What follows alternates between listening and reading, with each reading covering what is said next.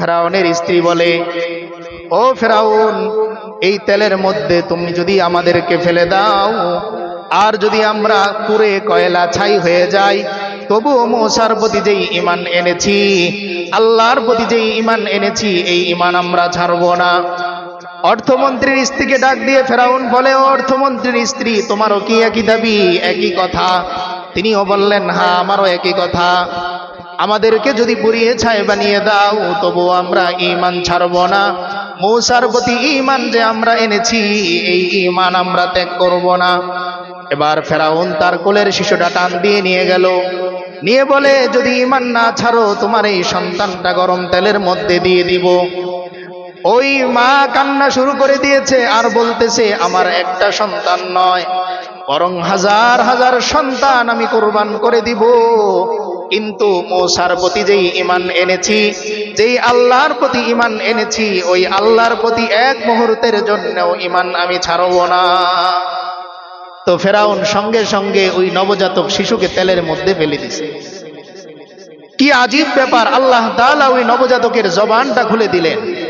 ওই নবজাতক মাকে ডাক দিয়ে বলতেছে, ও মা, তেলের মধ্যে আমি যদি পুড়ে কয়লাও হয়ে যাই, তোমরা দেখতেছো আমি গরম তেলের মধ্যে পুড়তেছি, ভাসতেছি, কিন্তু মা শোনো, আমার আল্লাহ তেলের মধ্যে পড়ার আগে জান্নাত আমার সামনে তুলে ধরেছে।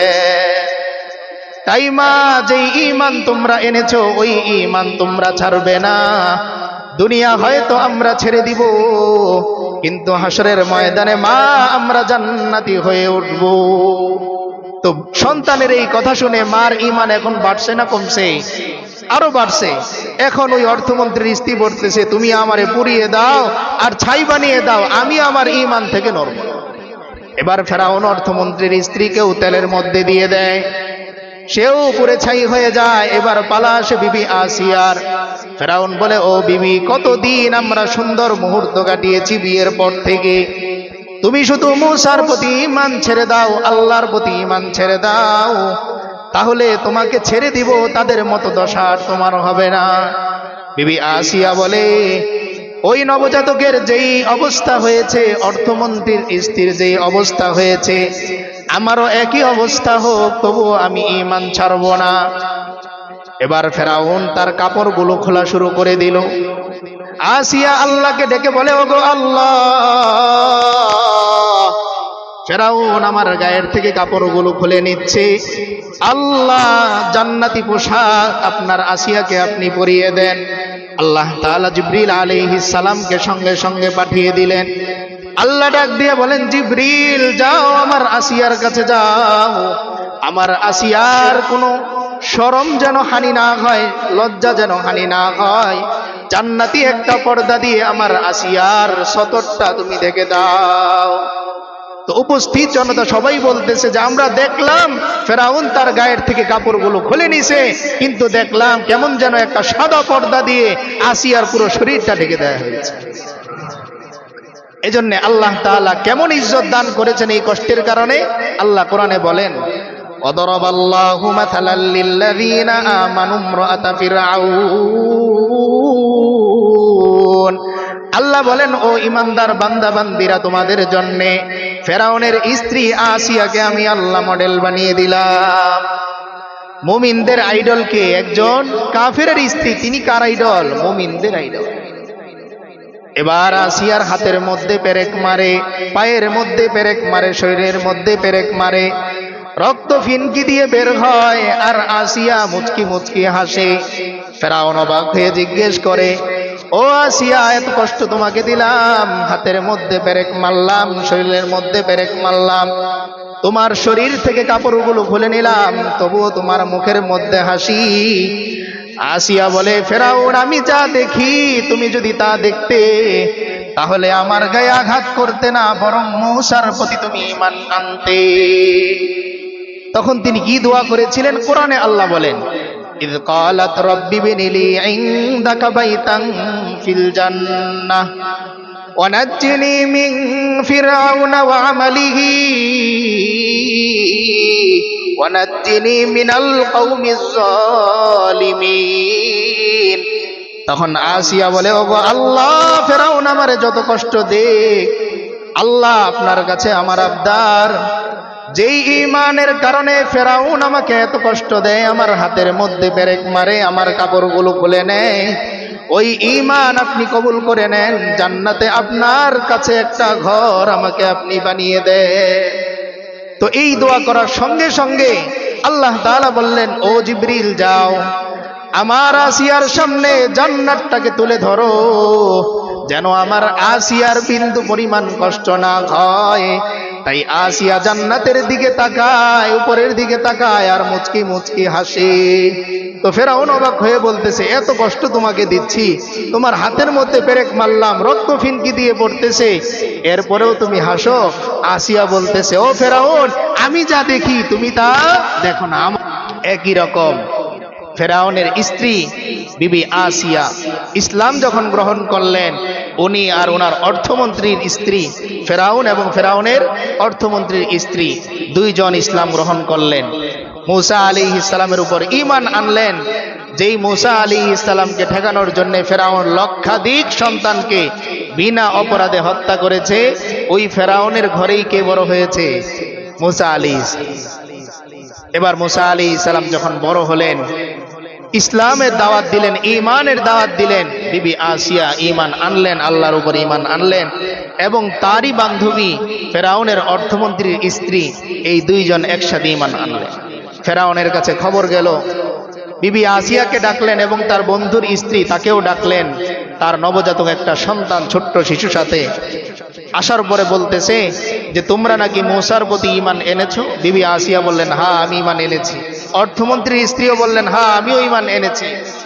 ফেরাউন বলল যে, এই মুহূর্তে মূসার উপর ঈমান ছাড়বে, আর নয়তো ওই যে গরম তেল টকবক করতেছে, এইখানে তোমাদেরকে জ্বালিয়ে দেয়া হবে।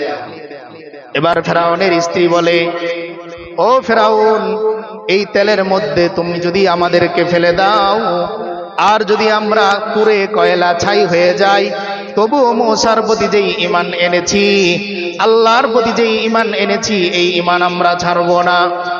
অর্থমন্ত্রীর স্ত্রীকে ডাক দিয়ে ফেরাউন বলে, ও অর্থমন্ত্রীর স্ত্রী, তোমারও কি একই দাবি, একই কথা? তিনিও বললেন, হ্যাঁ আমারও একই কথা। আমাদেরকে যদি পুড়িয়ে ছাই বানিয়ে দাও, তবুও আমরা ঈমান ছাড়ব না। মূসার প্রতি ঈমান যে আমরা এনেছি, এই ঈমান আমরা ত্যাগ করব না। এবার ফেরাউন তার কোলের শিশুটা টান দিয়ে নিয়ে গেল, নিয়ে বলে, যদি ঈমান না ছাড়ো, তোমার এই সন্তানটা গরম তেলের মধ্যে দিয়ে দিব। ওই মা কান্না শুরু করে দিয়েছে আর বলতেছে, আমার একটা সন্তান নয়, বরং হাজার হাজার সন্তান আমি কুরবান করে দিব, কিন্তু মূসার প্রতি যেই ঈমান এনেছি, যেই আল্লাহর প্রতি ঈমান এনেছি, ওই আল্লাহর প্রতি এক মুহূর্তের জন্যও ঈমান আমি ছাড়ব না। তো ফেরাউন সঙ্গে সঙ্গে ওই নবজাতক শিশুকে তেলের মধ্যে ফেলে দিছে। কি আজীব ব্যাপার! আল্লাহ তাআলা ওই নবজাতকের জবানটা খুলে দিলেন।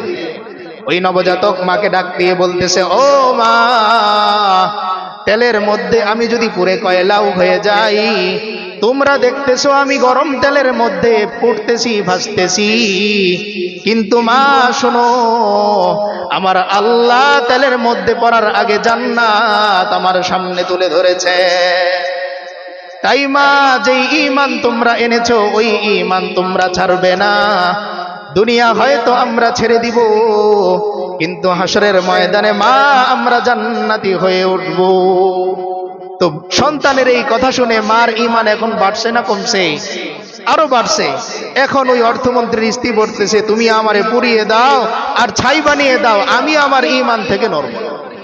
এবার ফেরাউন অর্থমন্ত্রীর স্ত্রীকেও তেলের মধ্যে দিয়ে দেয়, সেও পুড়ে ছাই হয়ে যায়। এবার পালা আসে বিবি আসিয়ার।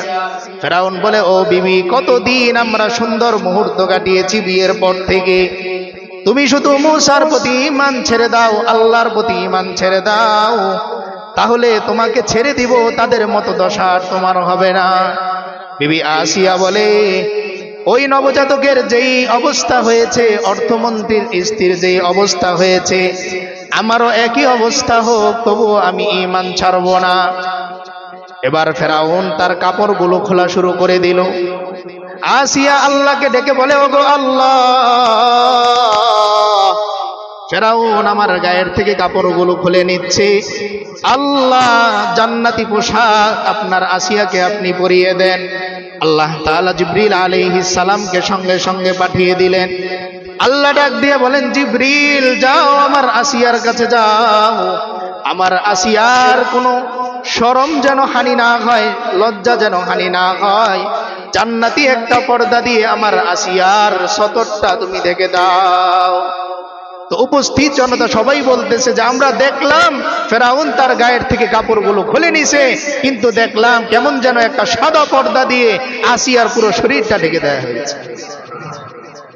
এজন্য আল্লাহ তাআলা কেমন ইজ্জত দান করেছেন এই কষ্টের কারণে। আল্লাহ কোরআনে বলেন, ওয়াদরাবাল্লাহু মাসালাল লিল্লাযীনা আমানু ইমরাআতা ফিরআউন। আল্লাহ বলেন, ও ইমানদার বান্দা বান্দিরা, তোমাদের জন্য ফেরাউনের স্ত্রী আসিয়াকে আমি আল্লাহ মডেল বানিয়ে দিলাম। মুমিনদের আইডলকে একজন কাফেরের স্ত্রী, তিনি কার আইডল? মুমিনদের আইডল। এবার আসিয়ার হাতের মধ্যে পেরেক মারে, পায়ের মধ্যে পেরেক মারে, শরীরের মধ্যে পেরেক মারে, রক্ত ফিনকি দিয়ে বের হয়, আর আসিয়া মুচকি মুচকি হাসে। ফেরাউন অবাক হয়ে জিজ্ঞেস করে, ও আসিয়া, এত কষ্ট তোমাকে দিলাম, হাতের মধ্যে পেরেক মারলাম, শরীরের মধ্যে পেরেক মারলাম, তোমার শরীর থেকে কাপড়গুলো খুলে নিলাম, তবুও তোমার মুখের মধ্যে হাসি। আসিয়া বলে, ফেরাউন, আমি যা দেখি তুমি যদি তা দেখতে, তাহলে আমার গায়ে আঘাত করতে না, বরং মূসার প্রতি তুমি ঈমান আনতে। তখন তিনি কি দোয়া করেছিলেন? কোরআনে আল্লাহ বলেন, ইয ক্বালাত রাব্বি ইবনি লি ইনদাকা বাইতান ফিল জান্নাহ ওয়া নাজ্জিনি মিন ফিরআউনা ওয়া আমালিহি ওয়া নাজ্জিনি মিনাল কওমিজ জালিমিন। তখন আসিয়া বলে, ওগো আল্লাহ, ফেরাউন আমারে যত কষ্ট দেখ, আল্লাহ আপনার কাছে আমার আবদার, যেই ঈমানের কারণে ফেরাউন আমাকে এত কষ্ট দেয়, আমার হাতের মধ্যে পেরেক মারে, আমার কাপড়গুলো খুলে নেয়, ওই ঈমান আপনি কবুল করে নেন, জান্নাতে আপনার কাছে একটা ঘর আমাকে আপনি বানিয়ে দেন। তো এই দোয়া করার সঙ্গে সঙ্গে আল্লাহ তাআলা বললেন, ও জিবরিল যাও, আমার আসিয়ার সামনে জান্নাতটাকে তুলে ধরো, যেন আমার আসিয়ার বিন্দু পরিমাণ কষ্ট না হয়। তাই আসিয়া জান্নাতের দিকে তাকায়, উপরের দিকে তাকায়, আর মুচকি মুচকি হাসে। তো ফেরাউন অবাক হয়ে বলতেছে, এত কষ্ট তোমাকে দিচ্ছি, তোমার হাতের মধ্যে পেরেক মারলাম, রক্ত ফিনকি দিয়ে পড়তেছে, এরপরেও তুমি হাসো। আসিয়া বলতেছে, ও ফেরাউন, আমি যা দেখি তুমি তা দেখো না, আমার আল্লাহ আমার সামনে জান্নাত তুলে ধরেছেন। এরপরে শেষে ফেরাউন একটা বড় পাথর নিয়ে তার লজ্জাস্থানের মধ্যে আঘাত করে, আর আসিয়া এইভাবে দুনিয়া থেকে বিদায় নেয়। কিন্তু উপস্থিত জনতারা বলে, যখন আসিয়ার শ্বাস যাচ্ছে, রূহ বের হচ্ছে, তখনও আমরা তাকিয়ে দেখলাম যে আসিয়া তখনও পর্যন্ত মুচকি মুচকি হাসতেছে। তিনি দোয়া করে গেলেন, ওয়ানাজ্জিনি মিন ফিরআউনা ওয়া আমালিহি ওয়ানাজ্জিনি মিনাল কওমিজ জালিমিন। তিনি বললেন, ওগো আল্লাহ, যেই দুনিয়া আমাকে ঈমানের উপর থাকতে দেয় না, যেই ফিরআউন আমাকে ঈমানের উপর থাকতে দেয় না, এই ফিরআউন থেকে আমি মুক্তি চাই, এই সমাজ থেকে আমি মুক্তি চাই। তাই আল্লাহ তাআলা তার দোয়া কবুল করলেন। আল্লাহ চাইলে পারতেন ফেরাউনকে ওই সময় ধ্বংস করে বিবি আসিয়াকে রক্ষা করতে, কিন্তু ওই যে আয়াত, আম হাসিবাতুম আন তাদখুলুল জান্নাহ ওয়ালাম্মা ইয়াতিকুম মাসালুল লাযিনা খালাউ মিন ক্বাবলিকুম, এমনি এমনি জান্নাতে চলে যাবে, বরং কষ্ট করতে হবে। আল্লাহ তাআলা বিবি আসিয়াকে কষ্ট করালেন, কিন্তু বিনিময়ে মৃত্যুর আগে জান্নাত দেখিয়ে তারপর নিয়ে গেছে। এখন এবার আমাদের ইমানের অবস্থার দিকে আসে। আগে নামাজ পড়তাম না, এখন নামাজ পড়ি। এখন আমি খালি হিসাব করি যে লাভ আগের চাইতে বাড়লো কিনা, এটা চিন্তা করি না অসুস্থতা আগের চাইতে কমলো কিনা, বিপদ আগের চাইতে কমলো কিনা। আমরা বিপদ কম হওয়াতে বিশ্বাসী না, বরং ইনকাম বেশি হওয়াতে বিশ্বাসী। দেখেন, আপনি নিজের দিকেই খেয়াল করেন যে আপনি আগে ব্যবসা করতেন, মনে হতো যে লাভ মনে হয় 10,000 হচ্ছে, এখন নামাজ পড়েন, এখন মনে হয় আপনার যে লাভ মনে হয় 9,000 হচ্ছে, 1,000 কমে গেছে। আপনি ঈমান আনার পরে সত্যের পথে যদি আপনি থাকেন, আর যদি আপনার বিপদ আসে তাহলে মনে করবেন এই বিপদ আল্লাহর পক্ষ থেকে রহমত, আল্লাহর পক্ষ থেকে রহমত। আচ্ছা বলেন তো, পরীক্ষা যখন আসে তখন কি বাবা পরিশ্রম করে না স্কুলের ছাত্র ওই সন্তান পরিশ্রম করে? কে পরিশ্রম করে? এখন কেউ যদি বলে যে বাবাই অনেক ভালো, বাবার কোনো পরিশ্রম নাই, এই কথা কি ঠিক? কারণ যার পরীক্ষা আছে তার কষ্টও আছে। ঈমান একটা পরীক্ষা, আল্লাহ তাআলা এটা পরীক্ষার জন্য দিয়েছেন। তাবারাকাল্লাযী বিয়াদিহিল মুলক ওয়া হুয়া আলা কুল্লি শাইইন কাদির আল্লাযী খালাকাল মাউতা ওয়াল হায়াতা লিয়াবলুয়াকুম আইয়ুকুম আহসানু আমালা। আল্লাহ বলেন, বান্দা আমি দেখার জন্য যে কে কত সুন্দর করে আমল করে। নামাজ পড়ে পড়ে দোকানে যে হিসাব করে নামাজ বাদ দেয়, নাকি নামাজ পড়ে আল্লাহর উপর বিশ্বাস রেখে নামাজের প্রতি আরো গুরুত্ব বাড়ায়? এই জন্য দেখবেন অনেক সময় আমরা নামাজ পড়ি, আরেকজন নামাজ পড়ে না, তার ছেলে পরীক্ষায় ভালো করেছে আর আমার ছেলে পরীক্ষায় ভালো করে নাই, টুপিটা খুলে পকেটে ভরি, নামাজে গিয়ে লাভ হলো কি? অমুকের ছেলেই তো ভালো করলো, ওরা যে নামাজ পড়ে না। মনে রাখবেন, দুনিয়ার সফলতা দিয়ে আমি কখনো আমার নিজের সফলতা যাচাই করতে পারি না, বরং বড় সফলতা হচ্ছে, প্রকৃত সফলতা হচ্ছে কবরের সফলতা। তাকিয়ে দেখবেন, যেই নামাজ না পড়নেওয়ালার ছেলে 1 নাম্বার হয়েছে, তার সাথে তার বাবার সম্পর্ক কি? আর আপনার ছেলে যে 10 নাম্বার হয়েছে, আপনার ছেলের সাথে আপনার সম্পর্ক কি? এটা যাচাই করবে। আল্লাহ তাআলা ঈমানদারদেরকে পরীক্ষা দেনই আপন করে নেয়ার জন্য। শেষ করে দিব, সময় বেশি নাই, শুধু একটা ঘটনা বলে যে আল্লাহ তাআলা একবার 2টা ফেরেশতার দলকে পাঠাচ্ছেন যে কোনো কারণে। এখন এক ফেরেশতার বাহিনী আরেক ফেরেশতার বাহিনীদেরকে জিজ্ঞেস করতেছে যে তোমরা এত দ্রুত কোথায় যাচ্ছ? তারাও প্রশ্ন করতেছে, আমাদেরও প্রশ্ন, তোমরা এত দ্রুত কোথায় যাচ্ছ? তো ফেরেশতাদের একটা দল অপর দলকে বলতেছে যে আমরা অমুক এলাকায় একটা পুকুর আছে, ওই পুকুরের মধ্যে একটা বড় মাছ ছাড়ার জন্য যাচ্ছি। অমুক এলাকায় একটা বড় পুকুর আছে, ওই পুকুরের মধ্যে একটা বড় মাছ ছাড়ার জন্য যাচ্ছি। কেন? যে ওই পুকুরের যিনি মালিক তিনি আল্লাহর খুবই অবাধ্য। খেয়াল করে শুনবো কথাগুলো, এটা বলেই শেষ করে দিব। আল্লাহর খুবই অবাধ্য, নামাজ পড়ে না, রোজা রাখে না, যাকাত দেয় না, পরের হক নষ্ট করে, হারাম খায়। তো এই লোকটা মৃত্যুর আগে একটা বড় মাছ খাইতে চেয়েছে, কিন্তু আল্লাহ তাআলা তো জানেন এই পুকুরের মধ্যে কোনো বড় মাছ নাই। তাই আল্লাহ তাআলা ফেরেশতাদেরকে পাঠাচ্ছেন যে দ্রুত যাও, সাগরের থেকে কিংবা নদীর থেকে একটা বড় মাছ, সে যেই মাছ পছন্দ করে এমন একটা মাছ ওই পুকুরের মধ্যে দিয়ে দাও, আবার জাল দিয়ে যখন টান দিবে জালের মধ্যে সেটারে ধরাও খাওয়াও। এবার ওই দল আরেক দলকে জিজ্ঞেস করতেছে তোমরা কেন যাচ্ছ? তো তারা বলতেছে যে অমুক বাড়িতে একটা জাইতুনের বড় তেলের ডিবা আছে, একটা বোতল আছে, ওই তেলের বোতলটা ফেলে দেওয়ার জন্য আল্লাহ তাআলা দ্রুত আমাদেরকে পাঠিয়েছে। কেন? বলতেছে যেই লোক ওই বাড়ির মালিক সে আল্লাহর বড় প্রিয় বান্দা, সে মৃত্যুর আগে শেষ ইচ্ছা তার একটু জাইতুনের তেল দিয়ে রুটি খাবে। কি দিয়ে? জাইতুন তেলের রুটি খাবে। তো আল্লাহ তাআলা দ্রুত বললেন আমার বান্দার জীবনের বহু আশা আমি পূরণ করি নাই, মৃত্যুর সময় এই আশাটাও পূরণ করব না, এই জন্যে জাইতুনের বোতলটা ফেলে দিতে যাচ্ছে। এবার ফেরেশতাদের কাজ কমপ্লিট, ওই লোক বড় মাছ খেয়ে মারা গেল। তার ছেলেরা খুব খুশি, আব্বার মনের ওই ইচ্ছা যা ছিল সব পূরণ করেছি, আব্বা বিনা হিসেবে জান্নাতে চলে গেছে।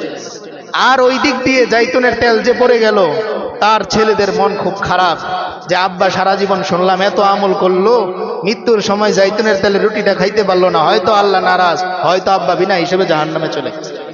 এবার আল্লাহ তাআলা ফেরেশতাদের দলকে ডাকলেন, ডেকে বললেন শোনো, যেই বান্দার জন্য বড় একটা মাছ ছাড়তে বলেছিলাম ও আমার অবাধ্য, হাসরের ময়দানে ওরে আমি কিচ্ছু দিব না, এই জন্য ও যাতে হাসরের ময়দানে বলতে না পারে আল্লাহ আমার একটা আবদার অপূর্ণ ছিল, একটা বড় মাছ খাওয়া, তাই ওর শেষ আবদারটা আমি পূরণ করে দিয়েছি, হাসরের ময়দানে ওরে বিনা হিসেবে আমি জাহান্নামে। আর আমার যে বান্দা জাইতুনের তেলে রুটি খেতে চেয়েছিল, ও আমার বাধ্য বান্দা ছিল, সারা জীবন আমার কাছে বহু জিনিস চেয়েছে, আমি আল্লাহ সেগুলো জমাতে জমাতে দেখলাম ওর সম্মানের জন্য আরো কিছু জমানো দরকার, তাই তার জীবনের শেষ ইচ্ছা জাইতুনের তেলের রুটি খাওয়া, এটা আমি খেতে দিলাম না, বিনিময়ে আমি আল্লাহ হাসরের ময়দানে ওরে জান্নাতি জাইতুনের তেলের রুটি খাওয়া। এই ঘটনা থেকে কি বুঝলাম? মরণের সময় শেষ ইচ্ছা পূরণ হওয়া জান্নাতির লক্ষণ না, আর শেষ ইচ্ছা পূরণ না হওয়াই জাহান্নামীর লক্ষণ না, বরং আমার আল্লাহ আমার জন্য যেটা প্রয়োজন ওইটাই আমার জন্য ফয়সালা করবেন। এই জন্য শেষ আয়াত করে শেষ করে দিচ্ছি। আল্লাহ বলেন আসা আন তাকরাহু শাইআন ওয়া হুয়া খায়রুল লাকুম, বান্দা অনেক সময় তুমি অনেক জিনিস অপছন্দ করো কিন্তু এটাই তোমার জন্য কল্যাণকর। আবার ওয়াসা আন তুহিব্বু শাইআন ওয়া হুয়া শাররুল লাকুম, অনেক জিনিস তুমি পছন্দ করো কিন্তু এটাই তোমার ক্ষতির কারণ। আল্লাহ তাআলা আমাদের সকলকে